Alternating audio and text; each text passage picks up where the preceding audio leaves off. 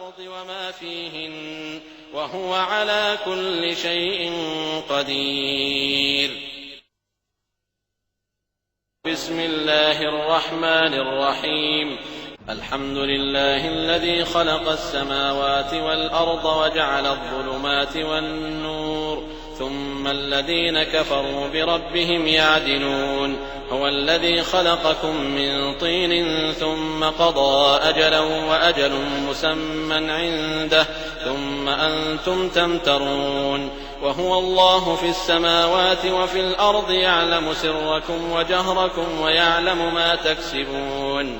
وما تأتيهم من آية من آيات ربهم إلا كانوا عنها معرضين. فقد كذبوا بالحق لما جاءهم فسوف يأتيهم أنباء ما كانوا به يستهزئون. ألم يروا كم أهلكنا من قبلهم من قرن مكناهم في الأرض ما لم نمكن لكم وأرسلنا السماء عليهم مدرارا وجعلنا الأنهار تجري من تحتهم فأهلكناهم بذنوبهم وأنشأنا من بعدهم قرنا آخرين. ولو نزلنا عليك كتابا في قرطاس فلمسوه بأيديهم لقال الذين كفروا إن هذا إلا سحر مبين. وقالوا لولا أنزل عليه ملك ولو أنزلنا ملكا لقضي الأمر ثم لا ينظرون. ولو جعلناه ملكا لجعلناه رجلا وللبسنا عليهم ما يلبسون. ولقد استهزئ برسل من قبلك فحاق بالذين سخروا منهم ما كانوا به يستهزئون. قل سيروا في الأرض ثم انظروا كيف كان عاقبة المكذبين. قل لمن ما في السماوات والأرض قل لله كتب على نفسه الرحمة ليجمعنكم إلى يوم القيامة لا ريب فيه الذين خسروا أنفسهم فهم لا يؤمنون. وله ما سكن في الليل والنهار وهو السميع العليم. قل أغير الله أتخذ وليا فاطر السماوات والأرض وهو يطعم ولا يطعم. قل إني أمرت أن أكون أول من أسلم ولا تكونن من المشركين. قل إني أخاف إن عصيت ربي عذاب يوم عظيم. من يصرف عنه يومئذ فقد رحمه وذلك الفوز المبين. وإن يمسسك الله بضر فلا كاشف له إلا هو وإن يمسسك بخير فهو على كل شيء قدير. وهو القاهر فوق عباده وهو الحكيم الخبير. قل أي شيء أكبر شهادة قل الله شهيد بيني وبينكم وأوحي إلي هذا القرآن لأنذركم به ومن بلغ أئنكم لتشهدون أن مع الله آلهة أخرى قل لا أشهد قل إنما هو إله واحد وإنني بريء مما تشركون. الذين آتيناهم الكتاب يعرفونه كما يعرفون أبناءهم الذين خسروا أنفسهم فهم لا يؤمنون. ومن أظلم ممن افترى على الله كذبا أو كذب بآياته إنه لا يفلح الظالمون. ويوم نحشرهم جميعا ثم نقول للذين أشركوا أين شركاؤكم الذين كنتم تزعمون ثم لم تكن فتنتهم إلا أن قالوا والله ربنا ما كنا مشركين. انظر كيف كذبوا على أنفسهم وضل عنهم ما كانوا يفترون. ومنهم من يستمع إليك وجعلنا على قلوبهم أكنة أن يفقهوه وفي آذانهم وقرا وإن يروا كل آية لا يؤمنوا بها حتى إذا جاءوك يجادلونك يقول الذين كفروا إن هذا إلا أساطير الأولين وهم ينهون عنه وينأون عنه وإن يهلكون إلا أنفسهم وما يشعرون ولو ترى إذ وقفوا على النار فقالوا يا ليتنا نرد ولا نكذب بآيات ربنا ونكون من المؤمنين بل بدا لهم ما كانوا يخفون من قبل ولو ردوا لعادوا لما نهوا عنه وإنهم لكاذبون وقالوا إن هي إلا حياتنا الدنيا وما نحن بمبعوثين ولو ترى إذ وقفوا على ربهم قال أليس هذا بالحق قالوا بلى وربنا قال فذوقوا العذاب بما كنتم تكفرون قد خسر الذين كذبوا بلقاء الله حتى إذا جاءتهم الساعة بغتة قالوا يا حسرتنا على ما فرطنا فيها وهم يحملون أوزارهم على ظهورهم ألا ساء ما يزرون وما الحياة الدنيا إلا لعب وله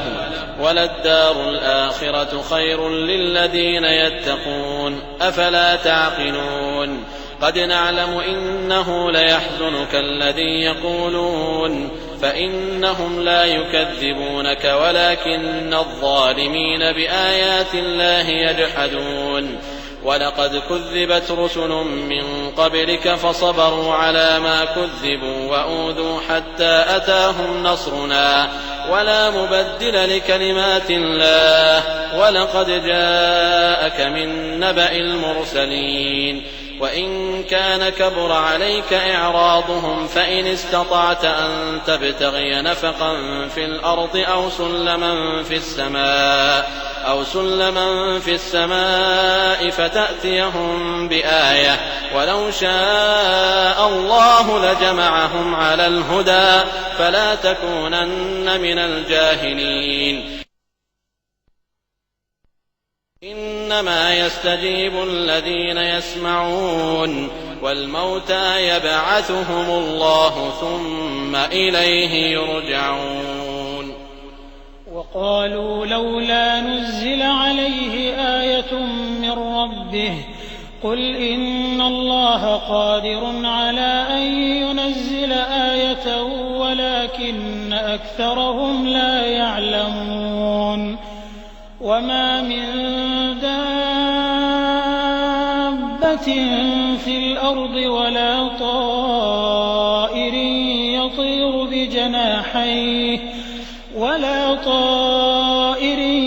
يطير بجناحيه إلا أمم أمثالكم ما فرطنا في الكتاب من شيء ثم إلى ربهم يحشرون والذين كذبوا بآياتنا صم وبكم في الظلمات من يشاء الله يضلله ومن يشاء يجعله على صراط مستقيم قل أرأيتكم إن أتاكم عذاب الله أو أتتكم الساعة أغير الله تدعون إن كنتم صادقين بل إياه تدعون فيكشف ما تدعون إليه إن شاء وتنسون ما تشركون ولقد أرسلنا إلى أمم من قبلك فأخذناهم بالبأساء والضراء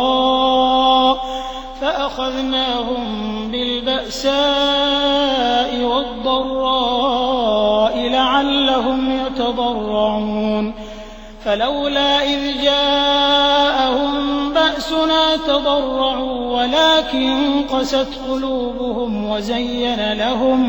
وزين لهم الشيطان ما كانوا يعملون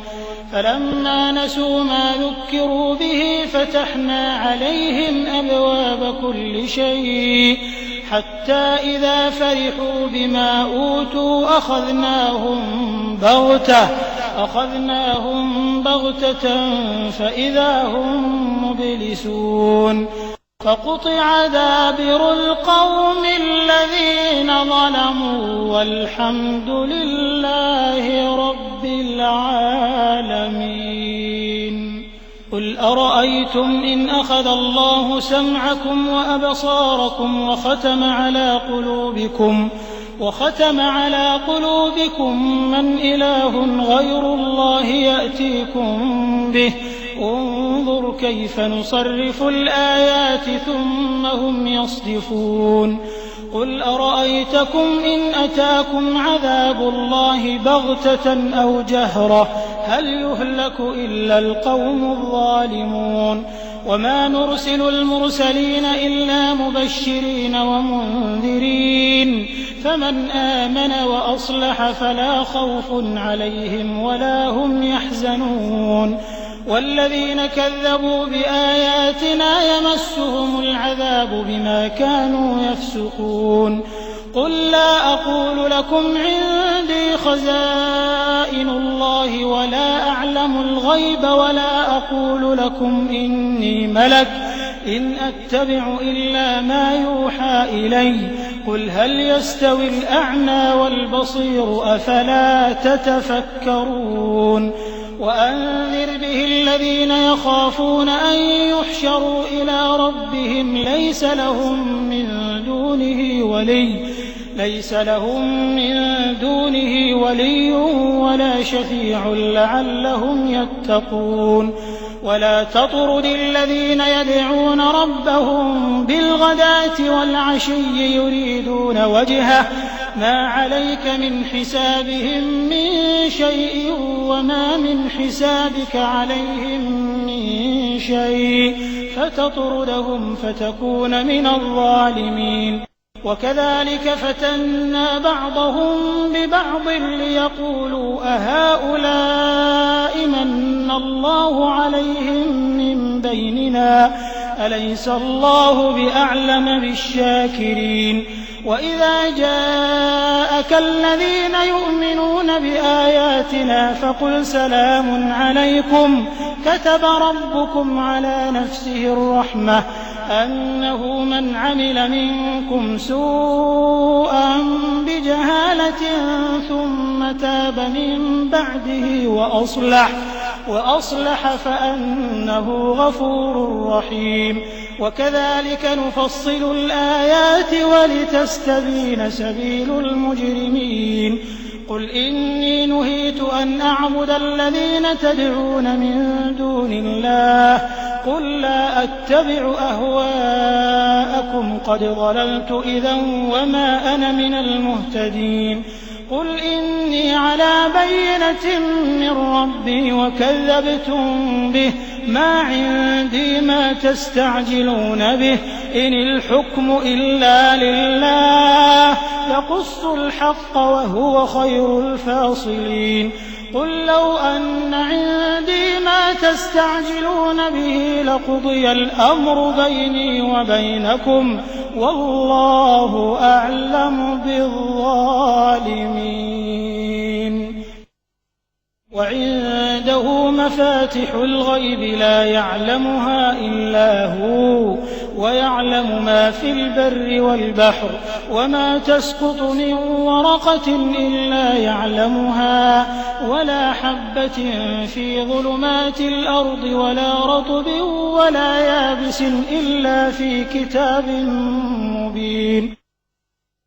وهو الذي يتوفاكم بالليل ويعلم ما جرحتم بالنهار ثم يبعثكم فيه ليقضى أجل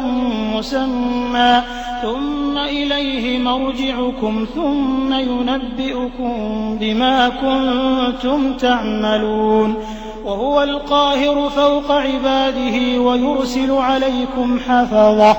حتى إذا جاء أحدكم الموت توفته رسلنا وهم لا يفرطون ثم ردوا إلى الله مولاهم الحق ألا له الحكم وهو أسرع الحاسبين قل من ينجيكم من ظلمات البر والبحر تدعونه تضرعا وخفية لئن أنجانا من هذه لنكونن من الشاكرين قل الله ينجيكم منها ومن كل كرب ثم أنتم تشركون قل هو القادر على أن يبعث عليكم عذابا من فوقكم أو من تحت أرجلكم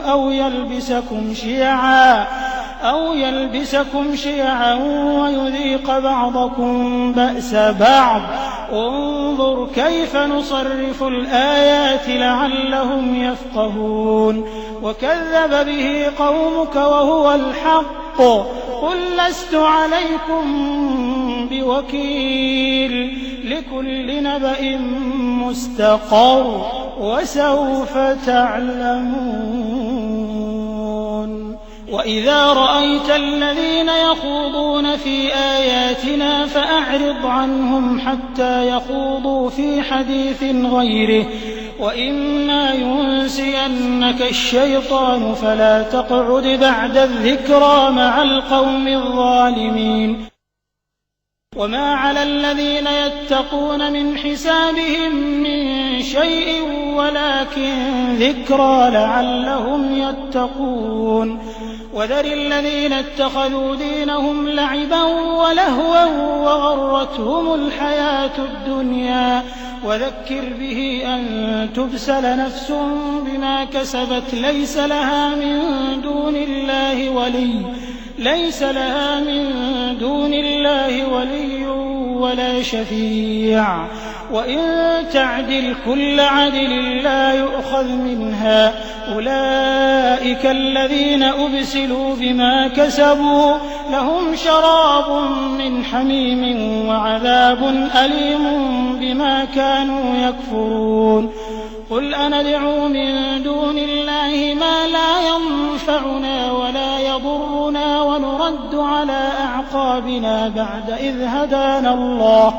ونرد على أعقابنا بعد إذ هدانا الله كالذي استهوته الشياطين في الأرض حيران له أصحاب يدعونه إلى الهدى ائتنا قل إن هدى الله هو الهدى وأمرنا لنسلم لرب العالمين وأن أقيموا الصلاة واتقوه وهو الذي إليه تحشرون وهو الذي خلق السماوات والأرض بالحق ويوم يقول كن فيكون قوله الحق وله الملك يوم ينفخ في الصور عالم الغيب والشهادة وهو الحكيم الخبير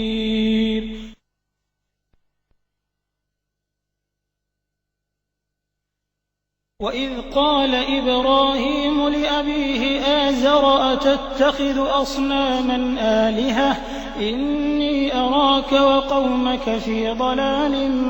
مبين وكذلك نري إبراهيم ملكوت السماوات والأرض وليكون من الموقنين فلما جن عليه الليل رأى كوكبا قال هذا ربي فلما أفل قال لا أحب الآفلين فلما رأى القمر بازغا قال هذا ربي فلما أفل قال لئن لم يهدني ربي لأكونن من القوم الضالين فلما رأى الشمس بازغة قال هذا ربي هذا أكبر فلما أفلت قال يا قوم إني بريء مما تشركون إني وجهت وجهي للذي فطر السماوات والأرض حنيفا وما أنا من المشركين وحاجه قومه قال أتحاجوني في الله وقد هدان ولا أخاف ما تشركون به إلا أن يشاء ربي شيئا وسع ربي كل شيء علما أفلا تتذكرون وكيف أخاف ما أشركتم ولا تخافون أنكم أشركتم بالله ما لم ينزل به عليكم سلطانا فأي الفريقين أحق بالأمن إن كنتم تعلمون الذين آمنوا ولم يلبسوا إيمانهم بظلم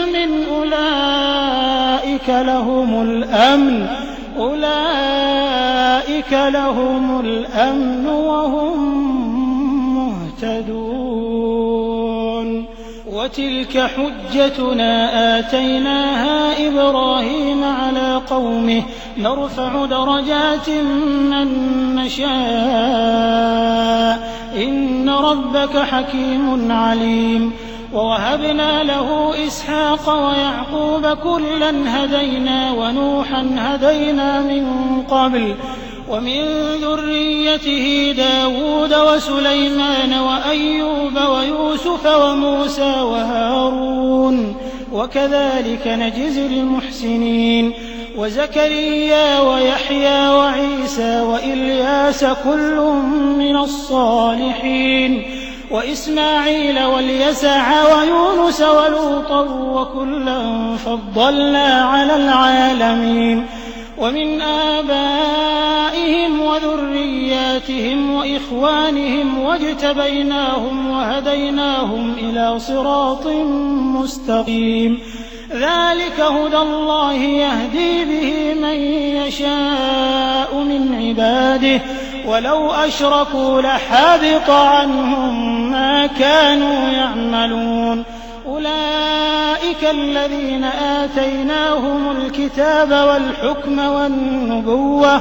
فإن يكفر بها هؤلاء فقد وكلنا بها قوما ليسوا بها بكافرين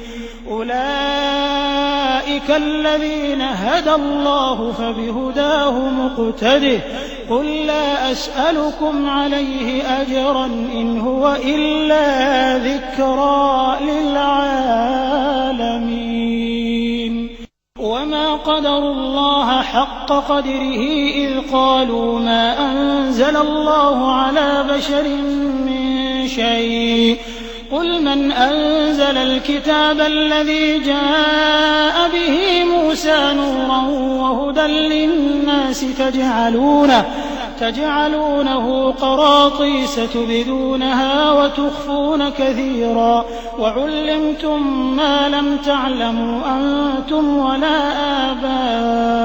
آباؤكم قل الله ثم ذرهم في خوضهم يلعبون وهذا كتاب أنزلناه مبارك مصدق الذي بين يديه ولتنذر أم القرى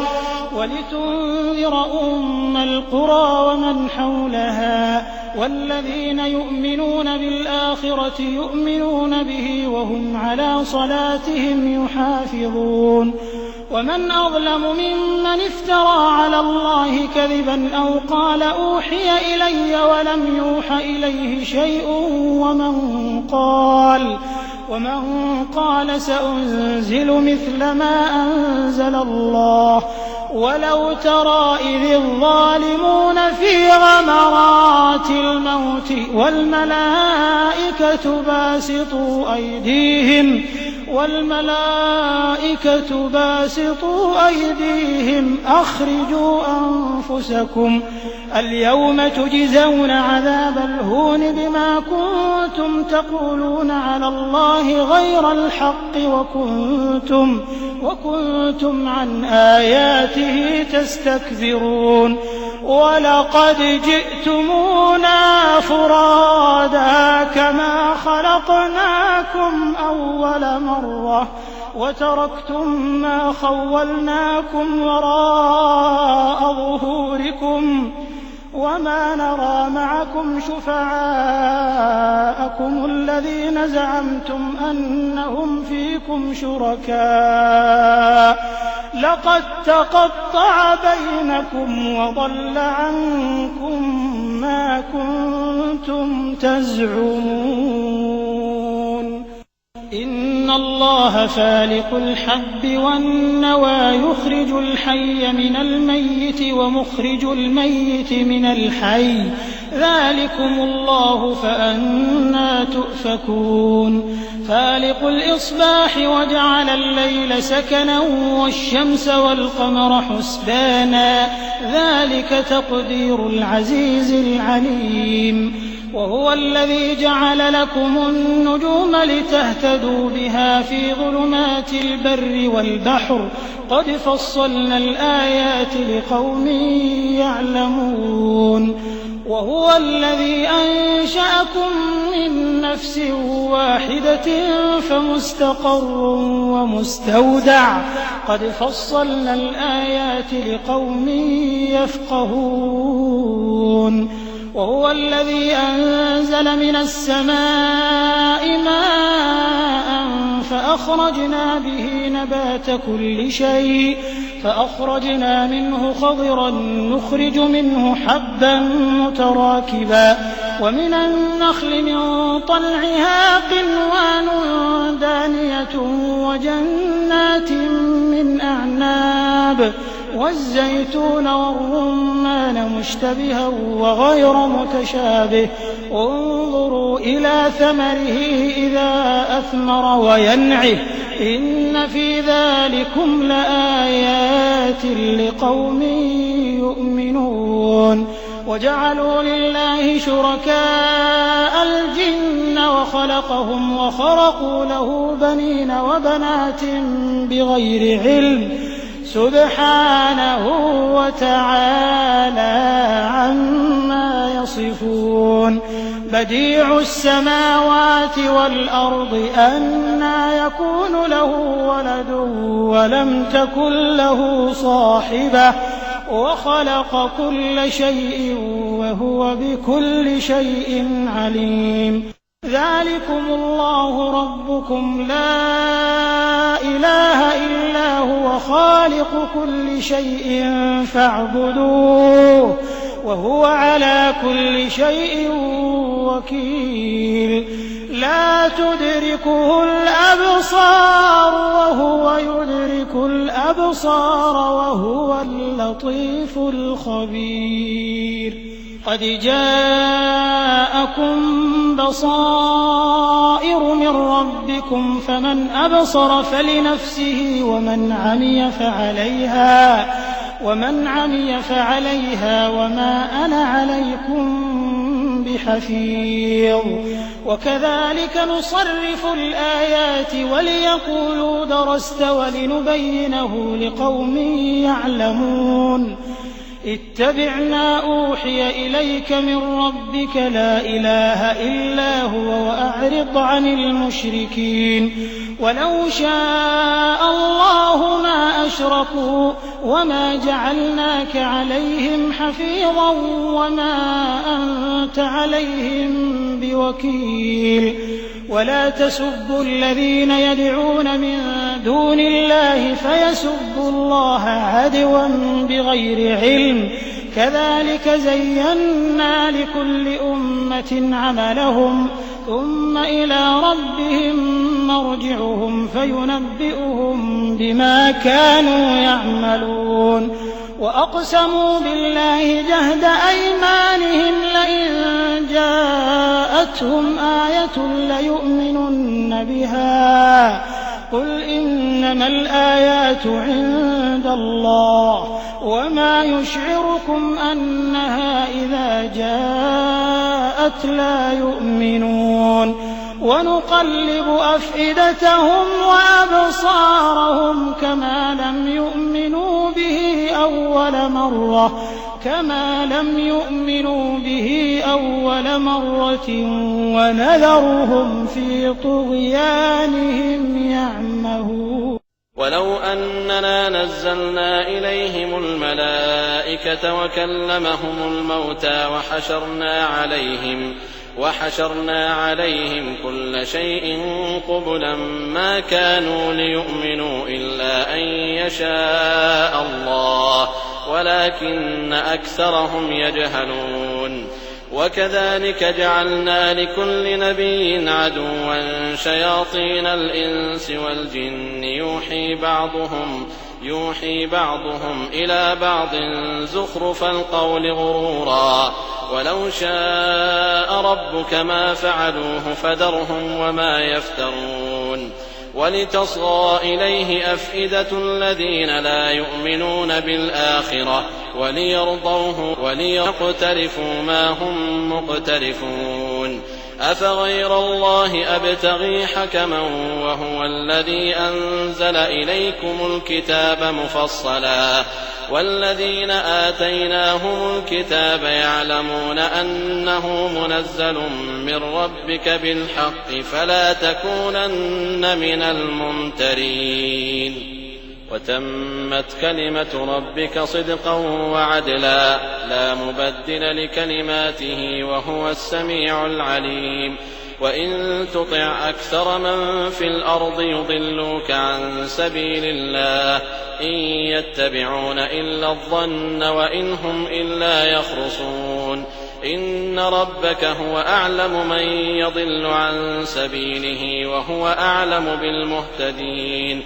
فكلوا مما ذكر اسم الله عليه إن كنتم بآياته مؤمنين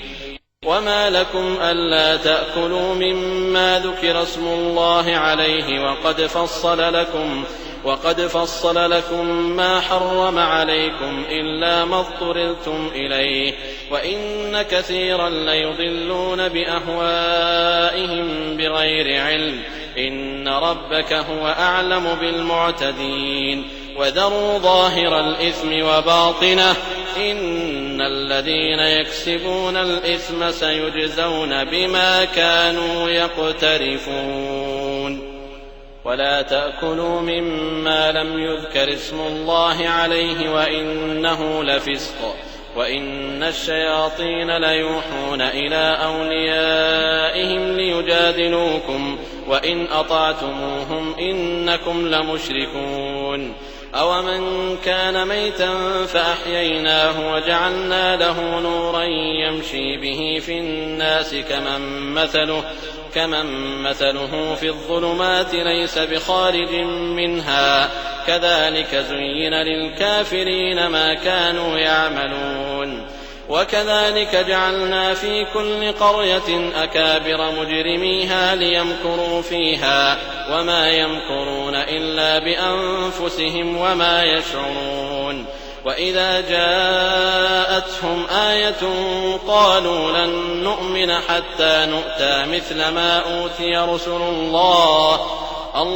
أعلم حيث يجعل رسالته سيصيب الذين أجرموا صغار عند الله وعذاب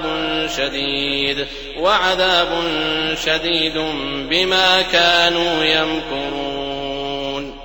فمن يرد الله أن يهديه يشرح صدره للإسلام ومن يرد أن يضله يجعل صدره ضيقا حرجا كأنما يصعد في السماء كذلك يجعل الله الرجس على الذين لا يؤمنون